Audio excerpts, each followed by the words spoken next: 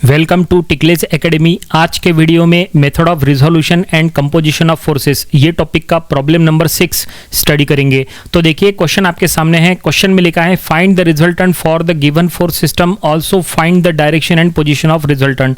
तो देखो यहाँ पे एक फोर्स सिस्टम दिया है और ये एक कोप्लेनर कॉन्करेंट फोर्स सिस्टम है। यहाँ पे 4 फोर्सेस है, चारों एक सिंगल पॉइंट से पास हो रहे हैं और इसके लिए क्वेश्चन में लिखा है फाइंड द रिजल्टेंट। हमें रिजल्टेंट का मैग्नीट्यूड, डायरेक्शन, पोजीशन तीनों यहाँ पे फाइंड आउट करना है। तो उसके लिए हम सबसे पहले क्या करेंगे, यहाँ पे ये जो पूरा सिस्टम है इसमें जो भी इंक्लाइंड फोर्सेस है उनको हम रिजॉल्व करेंगे। बिल्कुल सेम टेक्निक यूज करेंगे जैसा हमने इसके पहले के प्रॉब्लम्स में यूज किए थे। तो जैसा कि आप यहाँ चेक करेंगे, यहाँ 2 फोर्सेस है जो इंक्लाइंड है, एक है 200 न्यूटन और दूसरा है 250 न्यूटन। कितने डिग्री से वो इंक्लाइंड है, हॉरिजॉन्टली या वर्टिकली, वो यहाँ नहीं पता, वो भी हम फाइंड आउट कर लेंगे। लेकिन जब हम इनको रिजॉल्व करेंगे तो उनके जो रिजॉल्व कंपोनेंट्स है, देखो 250 न्यूटन का डायरेक्शन आउटवर्ड है तो उसके दोनों रिजॉल्व कंपोनेंट्स का जो डायरेक्शन है वो भी आउटवर्ड होगा, ठीक है। और जो 200 है वो इनवर्ड है टुवर्ड्स द पॉइंट, तो उसके दोनों जो कंपोनेंट्स है, रिजॉल्व कंपोनेंट्स, उनका डायरेक्शन भी इनवर्ड होगा। लेकिन हम यहां रिजॉल्व तो करेंगे, लेकिन जैसा हमने कहा आपको एंगल पता होना चाहिए। कोई भी इंक्लाइंड फोर्स का अगर आपको एंगल पता है हॉरिजॉन्टल या वर्टिकल के साथ, तो आप आसानी से कोई भी इंक्लाइंड फोर्स को रिजॉल्व कर सकते हैं। तो हम एक काम करेंगे, सबसे पहले सेंटर पे एक हॉरिजॉन्टल लाइन ड्रॉ कर लेंगे। देखो सेंटर के राइट साइड में 100 न्यूटन है हॉरिजॉन्टली, सेंटर के लेफ्ट साइड से एक हॉरिजॉन्टल लाइन ड्रॉ कर लेंगे। अब आप यहां देख सकते हैं एक एंगल दिया है 150 डिग्री का, तो अगर नीचे 150 है तो इधर का जो राइट साइड का एंगल है वो 30 डिग्री हो जाएगा, क्योंकि हॉरिजॉन्टली टोटल 180 डिग्री का एंगल होता है ना। तो 180 में से 150 हमने सबट्रैक्ट किए तो मिला 30 डिग्री। इसका मतलब 250 न्यूटन का एंगल हॉरिजॉन्टली हो गया 30 डिग्री। अब अगर ये 30 है तो इसके ऊपर का एंगल 60 डिग्री हो जाएगा, क्योंकि जो 200 न्यूटन फोर्स है वो 250 के साथ 90 डिग्री का एंगल बना रहा है। तो 90 माइनस 30 हो जाएगा 60 डिग्री। और अब देखो हम यहाँ पे इंक्लाइंड फोर्सेस को रिजॉल्व कर रहे हैं, तो 250 को हम 30 डिग्री का यूज करके रिजॉल्व कर रहे हैं। तो हॉरिजॉन्टल कंपोनेंट हो गया 250 cos 30 और वर्टिकल कंपोनेंट हो गया 250 sin 30। अब इसके बाद 200 न्यूटन जो इंक्लाइंड है उसको हम 60 डिग्री हॉरिजॉन्टली एंगल यूज करके रिजॉल्व कर रहे हैं। तो हॉरिजॉन्टल कंपोनेंट हो गया 200 cos of 60 and vertical component हो गया 200 sin of 60। जो साइड का एंगल यूज करेंगे वो साइड का कंपोनेंट आपको cos लिखना है और दूसरे साइड का कंपोनेंट sin लिखना है। तो अब चलो हम यहाँ पे फाइनली रिजॉल्व तो कर लिया है, अब हमें सॉल्व करना है और यहाँ क्या फाइंड आउट करना है, रिजल्टेंट फाइंड आउट करना है। तो रिजल्टेंट फाइंड आउट करने के लिए फार्मूला क्या होता है, देखो फार्मूला यहाँ साइड में आपको लिख के दे रहे हैं। Resultant R equal to under root of summation of F of X square plus summation of F of Y square. इसके बाद आपको रिजल्टेंट का एंगल थीटा फाइंड आउट करना होता है। तो फार्मूला है theta equal to tan inverse of summation of F of Y by summation of F of X. तो दोनों फार्मूले में आप देख सकते हैं कि summation of F of X and F of Y आपको पुट करना पड़ेगा। तो चलो सबसे पहले फाइंड आउट करेंगे summation of F of X, यानी समेशन ऑफ हॉरिजॉन्टल फोर्सेस।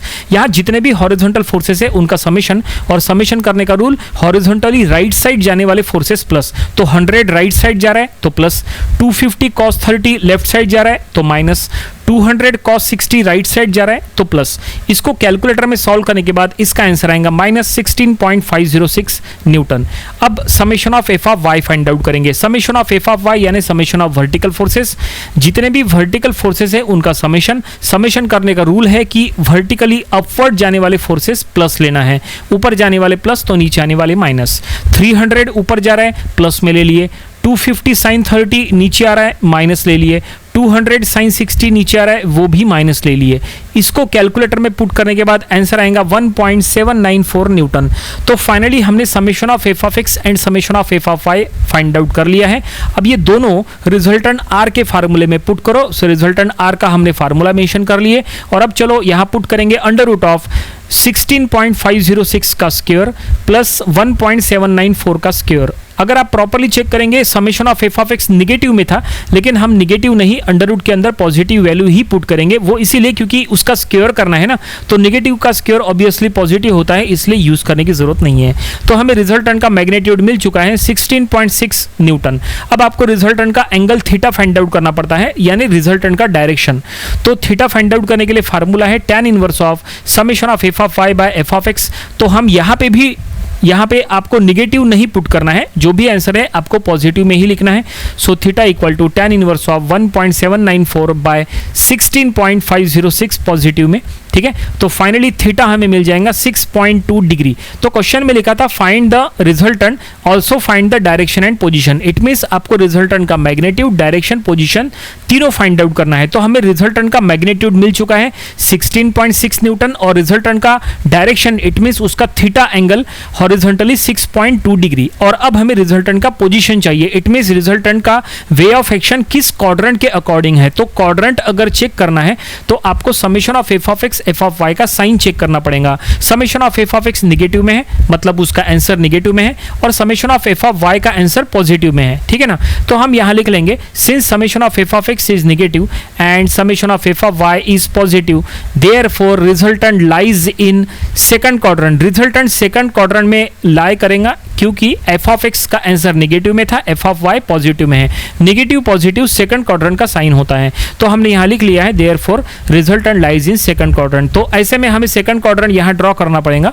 तो ये देखो, ये सेकंड क्वाड्रेंट में ये एक्स एक्सिस बना दिए, ये वाई एक्सिस बना दिए, और इनके बीच में हम रिजल्टेंट कहीं पे भी शो करेंगे। और ये जो डायग्राम लास्ट में ड्रॉ कर रहे हैं इसको कोई मेजरमेंट करके, मतलब आपको कोई प्रोटेक्टर से एंगल मेजर करने की जरूरत नहीं है, ये आप रफली बनाओ तो भी चलता है, कोई दिक्कत नहीं है। तो एक्स एक्सिस वाई एक्सिस हमने बना लिए हैं सेकंड क्वाड्रेंट का, और इसके बीच में हम कहीं रिजल्टेंट रखेंगे।